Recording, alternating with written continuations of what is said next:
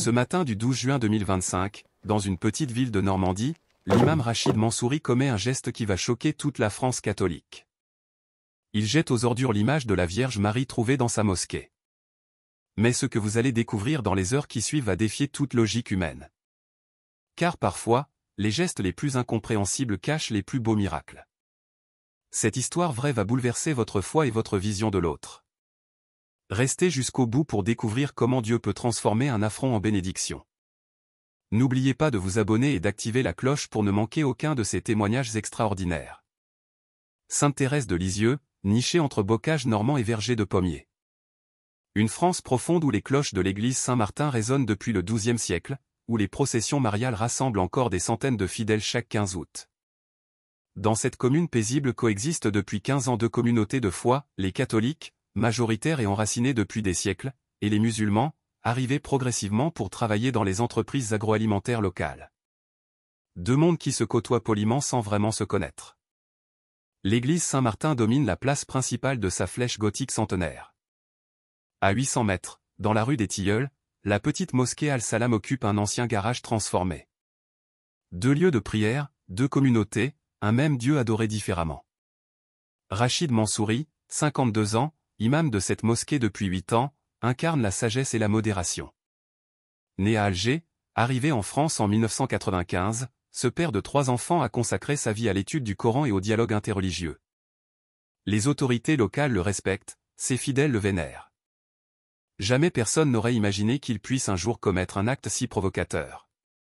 Pourtant, ce matin de juin, quelque chose va pousser cet homme de paix à jeter aux ordures l'image la plus sacrée du christianisme. Un geste incompréhensible qui va déclencher une chaîne d'événements dépassant l'entendement humain. Car Dieu, quand il décide d'intervenir dans nos vies, emprunte parfois des chemins que notre raison ne peut comprendre. Vendredi 12 juin 2025, 5h30. L'appel à la prière du Fajr résonne doucement dans la mosquée Al-Salam. Rachid Mansouri arrive comme chaque matin pour ouvrir les portes et préparer la salle de prière. À 52 ans, cet homme au visage serein et à la barbe poivre et sel, incarne la spiritualité authentique.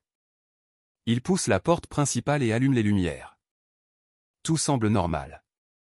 Les tapis parfaitement alignés, les exemplaires du Coran rangés avec soin, l'odeur apaisante d'encens qui flotte encore de la veille. Rachid accomplit ses ablutions rituelles et se dirige vers le mihrab pour la prière matinale. C'est là, posé discrètement contre le mur de la Qibla, le mur le plus sacré orienté vers la Mecque, qu'il la découvre. Une image de la Vierge Marie, format 20x30 cm, dans un cadre doré. Marie aux mains jointes, le regard levé vers le ciel, entouré d'une lumière céleste. Une reproduction de l'apparition de Lourdes. Rachid se fige. Qui a pu déposer cette image ici? Et pourquoi précisément à cet endroit, le plus sacré de la mosquée? Il regarde autour de lui, cherchant d'autres indices. Rien, juste cette image qui semble le défier de son regard maternel et bienveillant. Son premier réflexe est la colère. C'est une provocation, pense-t-il. Quelqu'un cherche à souiller notre lieu de prière. Ses mains tremblent légèrement en saisissant l'image. Dans sa tête, résonnent les versets coraniques sur l'unicité divine, l'interdiction des représentations. Cette image représente tout ce que l'islam rejette, l'associationnisme, l'idolâtrie. Rachid sort précipitamment de la mosquée, l'image à la main. Dans la cour, près de l'entrée, trônent les poubelles municipales. Sans réfléchir davantage, mu par un réflexe de protection de son lieu de culte, il ouvre le couvercle et y jette l'image. Le cadre doré résonne contre les parois métalliques. Voilà qui est fait, murmure-t-il en s'essuyant les mains. Mais au lieu du soulagement attendu, une étrange sensation l'envahit, comme un pincement au cœur, un malaise inexplicable. L'image de Marie, ce regard si maternel, continue de le hanter. Il retourne dans la mosquée pour la prière du Fajr. Une dizaine d'hommes l'ont rejoint comme chaque matin. Mais Rachid n'arrive pas à se concentrer. Pendant qu'il récite les sourates, il repense à ce visage féminin si serein. Pourquoi cette image le trouble-t-elle autant?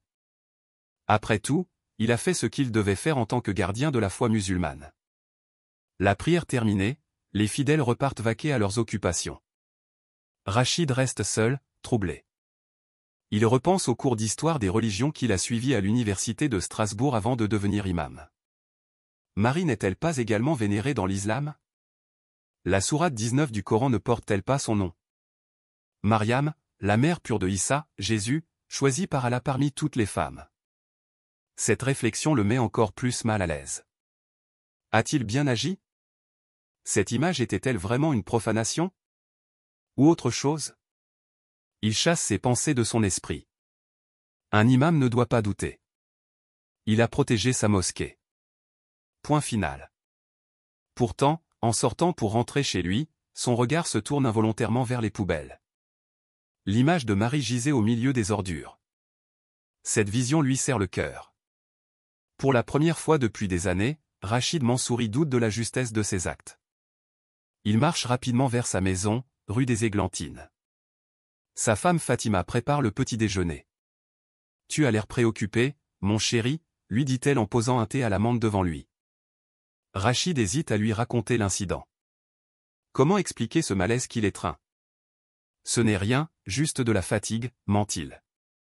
Mais Fatima, qui le connaît depuis 25 ans, sent bien que quelque chose le perturbe profondément. Elle n'insiste pas, respectant le silence de son mari. Les heures passent, mais Rachid n'arrive pas à chasser l'image de Marie de son esprit. Même au travail, où il enseigne l'arabe à l'école municipale, il pense à ce regard maternel qui l'a condamné aux ordures. Une voix intérieure lui murmure qu'il a peut-être commis une erreur. Mais laquelle? Et comment la réparer? Ce soir venu, alors qu'il se prépare pour la prière du Maghrib, Rachid prend une décision qui va changer sa vie. Il retournera voir cette image, juste pour vérifier qu'elle est toujours là, se dit-il. Juste pour. Il ne sait pas exactement pourquoi.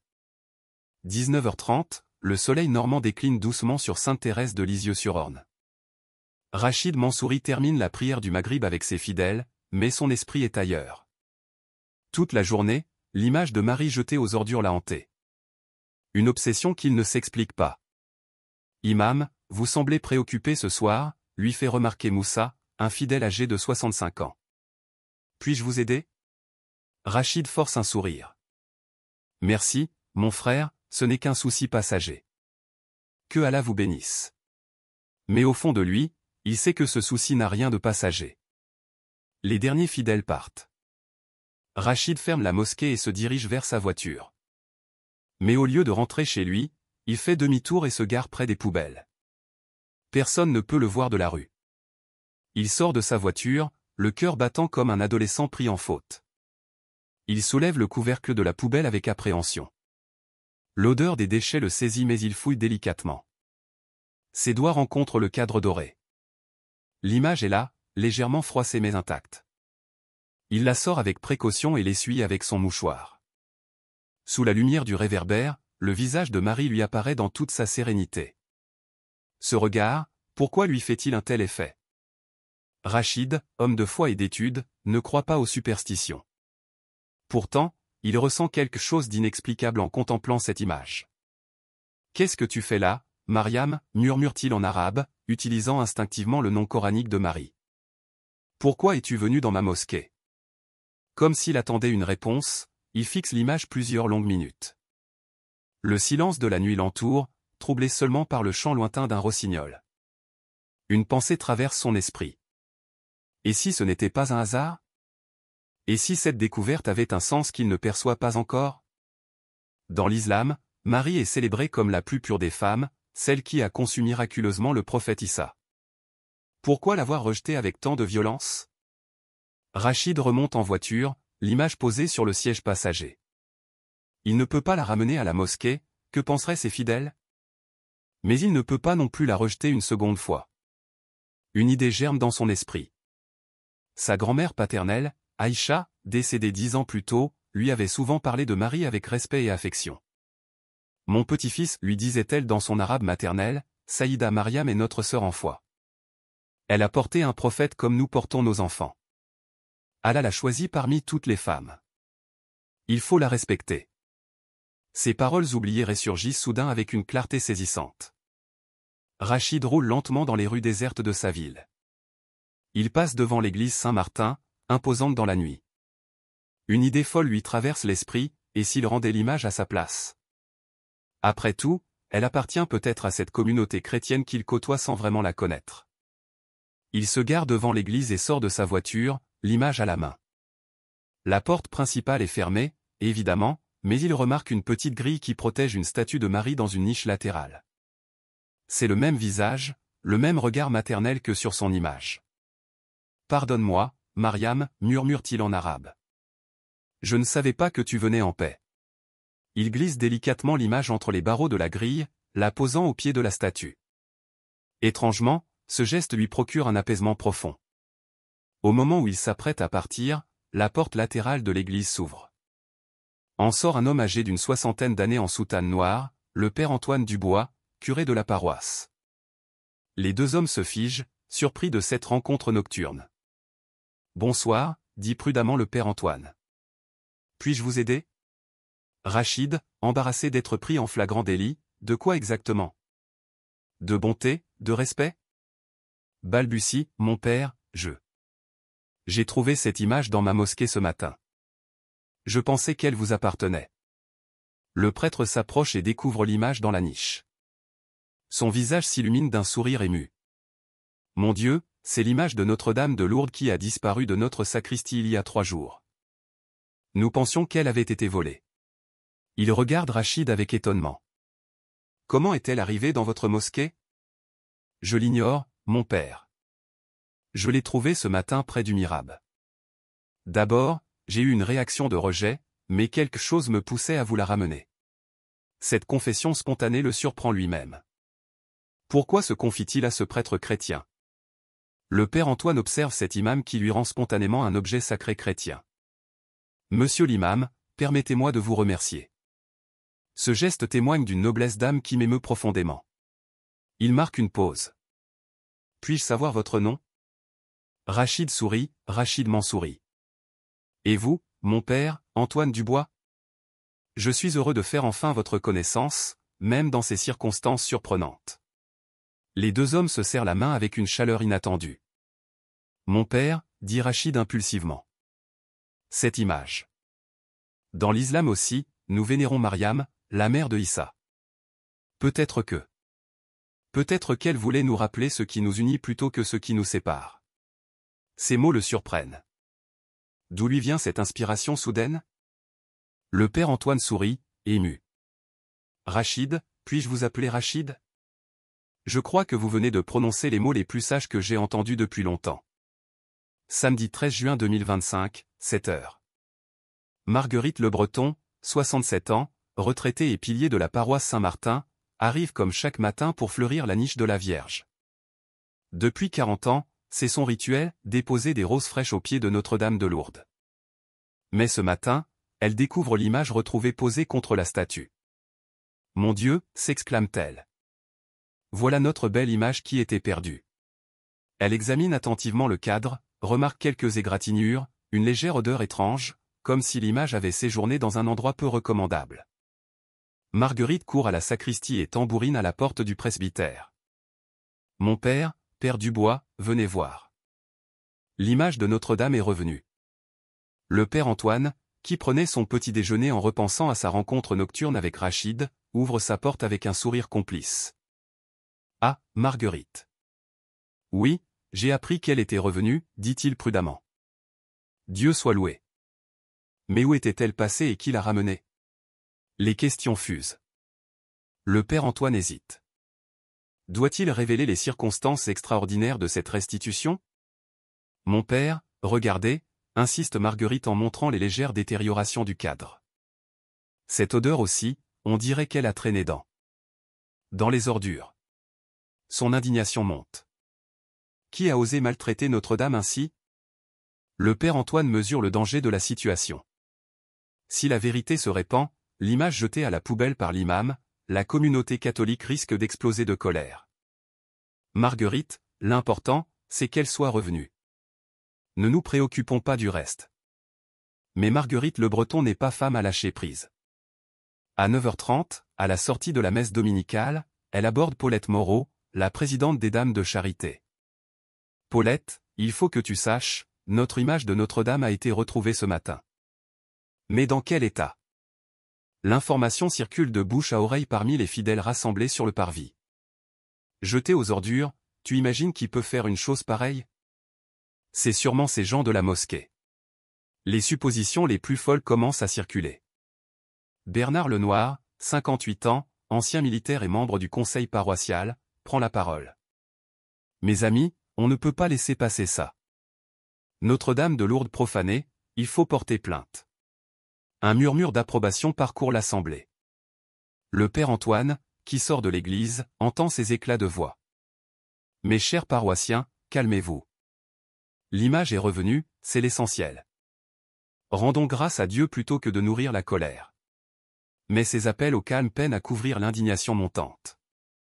Mon père, l'interpelle Marguerite, vous savez quelque chose? Qui vous a ramené l'image? Tous les regards se tournent vers le prêtre. Il se trouve pris au piège entre la vérité qui risque d'enflammer les esprits et le mensonge, contraire à ses valeurs. L'image m'a été restituée par une âme charitable qui préfère rester anonyme, finit-il par dire. Respectons sa volonté. Mais cette réponse évasive ne fait qu'attiser la curiosité et les soupçons. L'après-midi même, la rumeur atteint les réseaux sociaux locaux. Sur le groupe Facebook Sainte-Thérèse Actualité, un message de Bernard Lenoir fait sensation. Notre image de la Vierge Marie retrouvée ce matin après avoir été jetée aux ordures. Qui sont les vandales? Justice doit être rendue. Les commentaires se multiplient rapidement. C'est un scandale. Il faut surveiller nos lieux saints. On sait tous qui a pu faire ça. Sans être explicitement nommé, la mosquée devient la cible de tous les soupçons.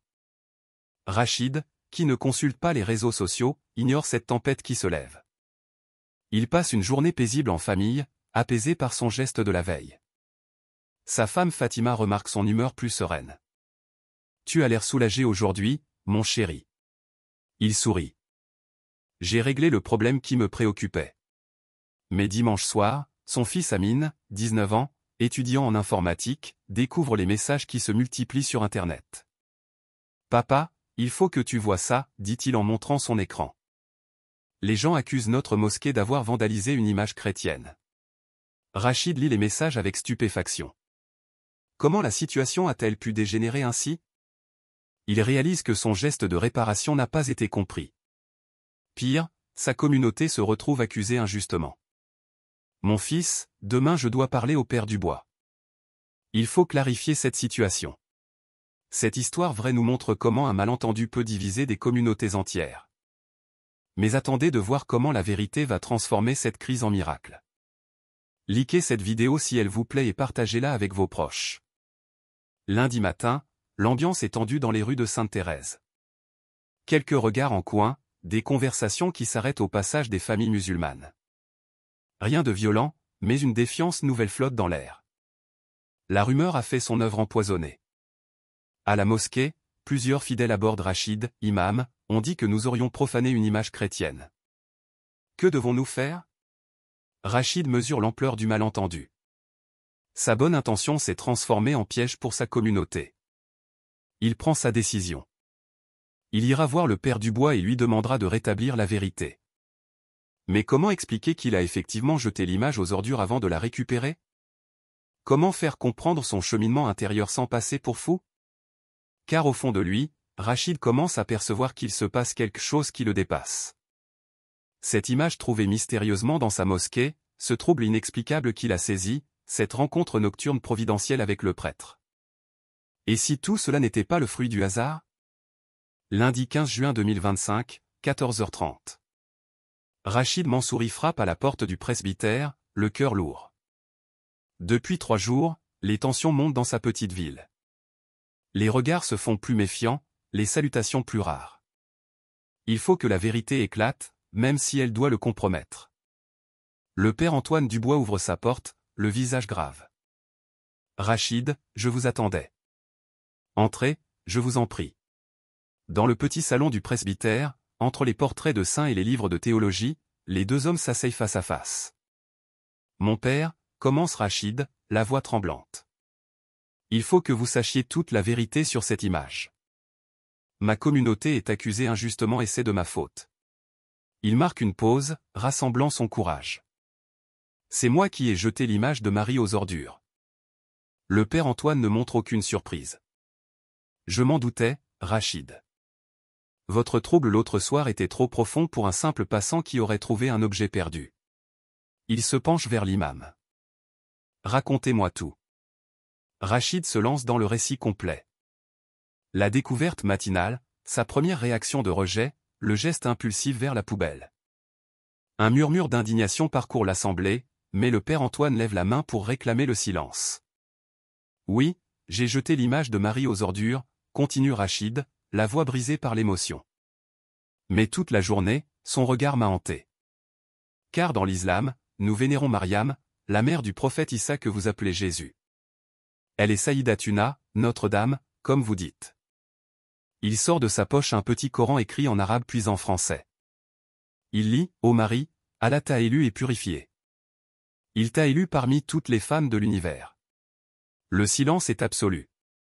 Ces paroles coraniques dans une église catholique créent un moment de grâce inouïe. Ce soir-là, quelque chose de plus fort que ma raison m'a poussé à récupérer cette image.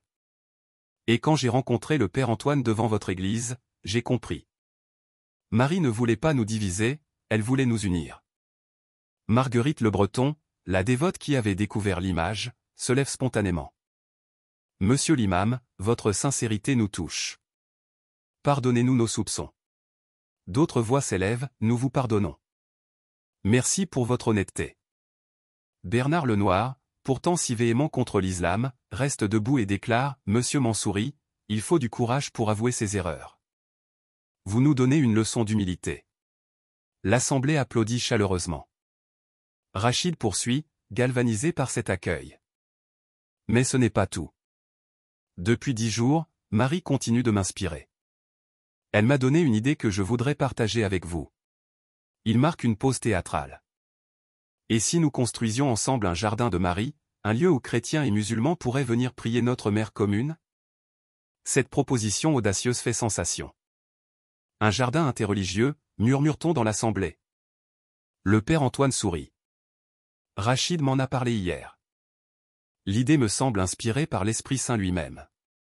Nous pourrions l'installer entre nos deux lieux de culte, précise Rachid avec une belle statue de Marie au centre, entourée de roses de tous les pays. Un lieu de paix et de fraternité. L'enthousiasme gagne progressivement l'assemblée. Marie Dupont, institutrice à la retraite, se lève. Ce projet est magnifique. Je propose de créer immédiatement une association pour le réaliser. Les mains se lèvent de toutes parts. Nous soutenons. Comptez sur nous. Moussa, le vieux musulman, prend la parole. Au nom de nos familles, nous participons à ce projet. Saïda Mariam nous unit tous. Cette déclaration déclenche des applaudissements nourris, chrétiens et musulmans mêlés. Le père Antoine conclut cette cérémonie historique. Mes chers amis, nous venons de vivre un miracle. Marie a transformé un malentendu en bénédiction, une division en union. Rendons grâce à Dieu pour ce don extraordinaire. À la sortie de l'église, les deux communautés se mélangent naturellement. Les conversations vont bon train, les projets fusent. Rachid, épuisé mais radieux, serre des dizaines de mains. Fatima, son épouse, qui avait assisté à la cérémonie voilée dans le fond de l'église, le rejoint les larmes aux yeux. Mon mari, je suis fier de toi. Même les plus réticents sont touchés par la sincérité de ce témoignage. Karim, le jeune musulman qui contestait la démarche de son imam, avoue, je ne pensais pas que les chrétiens nous accueilleraient si bien. Peut-être avais-je tort de me méfier. Ce dimanche 21 juin 2025 restera gravé dans les mémoires comme le jour où Marie a réconcilié deux communautés de foi autour de son amour maternel. Nous arrivons au dénouement de cette histoire extraordinaire qui bouleverse la France. Si elle vous plaît, partagez-la massivement et abonnez-vous pour découvrir d'autres témoignages qui fortifient la foi. Un mois après ce témoignage historique, Sainte Thérèse de Lisieux-sur-Orne bouillonne d'activité. Le jardin de Marie prend forme à une vitesse miraculeuse entre l'église Saint-Martin et la mosquée Al-Salam, symbole vivant de la réconciliation interreligieuse. L'association Marie, mère de tous, présidée conjointement par Marguerite Le Breton et Fatima Mansouri, a collecté 80 000 € en 3 semaines. Dont des deux communautés, subventions municipales, soutien du diocèse et du Conseil français du culte musulman, tous se sont mobilisés pour ce projet unique en France. Les travaux avancent jour et nuit. Bénévoles chrétiens et musulmans travaillent côte à côte, pelle à la main. Bernard Lenoir, l'ancien militaire si méfiant, dirige les équipes de terrassement avec Moussa, le vieux fidèle de la mosquée. Qui aurait cru ça possible il y a un mois, plaisante-t-il en partageant son casse-croûte avec son nouveau compagnon. La statue de Marie, sculptée dans le marbre blanc de Carrare par l'artiste local Clermont, arrive le 15 juillet. Haute de 2 mètres, elle représente Marie les bras ouverts, accueillant tous ses enfants sans distinction. À sa base, une inscription en français et en arabe, Saïdatuna Mariam, Notre-Dame de la Réconciliation. L'installation de la statue donne lieu à une cérémonie émouvante. Rachid et le père Antoine la bénissent ensemble, chacun selon sa tradition. Marie, tu as exaucé nos prières, murmure l'imam les larmes aux yeux. Ce jardin est ton œuvre, pas la nôtre. Les roses arrivent de partout, de Grasse, de Bulgarie, du Maroc, de Damas. Chaque communauté apporte ses fleurs préférées. En quelques jours, 200 rosiers de toutes variétés embellissent les 250 mètres carrés du jardin. L'odeur enivrante se répand dans tout le quartier. Dès la mi-juillet, avant même l'inauguration officielle, les pèlerins affluent. On y voit des grands-mères catholiques prier le rosaire à côté de femmes musulmanes récitant des sourates. Des enfants chrétiens et musulmans jouent ensemble dans les allées fleuries sous le regard bienveillant de Marie. Le phénomène dépasse rapidement les frontières locales. Les médias nationaux s'emparent de l'histoire. Le miracle normand titre Le Figaro. Quand Marie réconcilie les religions, analyse la Croix. Un jardin pour la paix, s'émerveille Ouest-France. Les témoignages de grâce se multiplient. Madame Rossi, brouillée avec sa fille depuis 5 ans, se réconcilie après avoir prié ensemble devant la statue. Ahmed, un jeune en décrochage scolaire, retrouve la motivation et reprend ses études. Marie nous écoute, chuchotent les pèlerins. L'inauguration officielle est fixée au 25 juillet, jour choisi pour éviter les grandes fêtes religieuses. Monseigneur Lebrun, évêque de Bailleul-Lisieux, et le recteur de la Grande Mosquée de Paris, Dalil Boubaker, acceptent de coprésider la cérémonie. Rachid Mansouri, devenu malgré lui une figure du dialogue interreligieux, reçoit des invitations du monde entier, mais il préfère rester dans sa petite ville. Marie m'a choisi pour créer ce pont entre nos communautés. Ma mission est ici, pas ailleurs. Sa famille incarne cette transformation. Amina, sa fille de 22 ans, étudie désormais les religions comparées et prépare un mémoire sur Marie dans l'islam et le christianisme. Son fils Youssef, 17 ans, guide bénévolement les visiteurs du jardin. Papa nous a appris que servir Dieu, c'est servir tous ses enfants. Le père Antoine, rayonnant de bonheur, multiplie les conférences sur cette expérience unique. En 40 ans de sacerdoce, je n'ai jamais vécu quelque chose d'aussi fort. Marie nous a vraiment visités. L'image originale de Notre-Dame de Lourdes, celle qui a déclenché cette révolution spirituelle, est exposée dans une petite chapelle vitrée au cœur du jardin. Jour et nuit, un cierge y brûle, entretenu alternativement par des bénévoles des 2 communautés. Les chiffres parlent d'eux-mêmes. En un mois, les incidents intercommunautaires ont chuté de 80% dans la région. Les inscriptions dans les cours d'arabe et de catéchisme ont doublé. Le modèle de Sainte-Thérèse inspire déjà d'autres communes françaises. Le 25 juillet 2025 arrive enfin. Plus de 3000 personnes convergent vers Sainte-Thérèse pour l'inauguration. Quart de pèlerins, familles nombreuses, délégations officielles. La petite commune normande vit son plus beau jour. Monseigneur Lebrun et Dalil Boubaker bénissent ensemble ce lieu unique. Ce jardin prouve que nos religions peuvent se rencontrer dans l'amour de Marie, déclare l'évêque. Saïdatuna Mariam nous enseigne que la diversité peut être source d'enrichissement, renchérit le recteur. Rachid, ému aux larmes, s'adresse à la foule. Il y a 6 semaines, j'ai jeté cette image aux ordures par ignorance. Aujourd'hui, elle nous rassemble tous dans l'amour. Marie transforme tout, même nos erreurs en bénédiction. La cérémonie se termine par un chant surprenant. L'Ave Maria, chanté en français par la chorale chrétienne puis en arabe par les fidèles musulmans. 2 langues, une seule prière à Marie, mère de tous. 6 semaines après cette découverte troublante qui a changé le destin de Sainte-Thérèse de Lisieux-sur-Orne, le miracle continue de rayonner. L'histoire de Rachid Mansouri et de son apparition mariale commence à toucher la France entière. Le jardin de Marie accueille déjà 500 visiteurs par jour. Pèlerins chrétiens, familles musulmanes, touristes laïcs, tous viennent découvrir ce miracle contemporain. Un livre d'or recueille leurs témoignages émus. Ici, on comprend que Dieu a plusieurs visages mais un seul cœur. Rachid Mansouri, resté humble malgré sa célébrité naissante, continue d'officier comme imam à Al-Salam. Marie m'a choisi pour une mission, dit-il simplement. Cette mission, c'est de montrer que l'amour de Dieu transcende nos différences.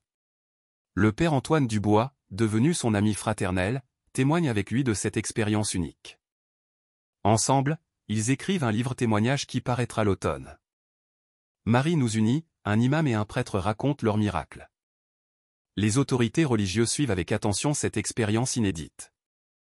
Monseigneur Lebrun a demandé une enquête diocésaine sur ces événements spirituels extraordinaires.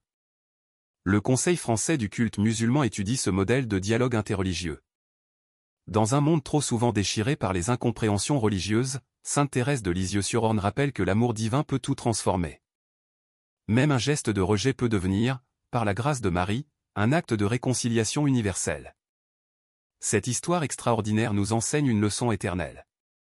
Quand Dieu veut réconcilier ses enfants, il emprunte les chemins les plus inattendus. Une image jetée aux ordures par incompréhension, récupérée par amour, est devenue semence d'une fraternité nouvelle. Marie, la mère de Jésus adorée par les chrétiens, Mariam la pure célébrée par les musulmans, a prouvé qu'elle est vraiment la mère universelle. En un geste d'une tendresse infinie, elle a transformé un malentendu en miracle, une division en réconciliation. L'histoire de l'imam qui a jeté l'image de Marie à la poubelle restera comme un témoignage lumineux de la puissance transformatrice de l'amour divin. Elle prouve que rien n'est impossible à celui qui fait confiance à la providence, même quand ses voies défient toute logique humaine. Car Notre-Dame de la Réconciliation continue de veiller sur tous ses enfants qu'il appelle Marie ou Mariam. Son amour maternel ne connaît ni frontières ni différence. Il unit ce que les hommes divisent, réconcilie ce que l'ignorance oppose. À sainte Thérèse de Lisieux-sur-Orne, elle a montré que l'amour maternel transcende toutes les différences pour rassembler ses enfants dans la paix divine qui surpasse toute intelligence humaine.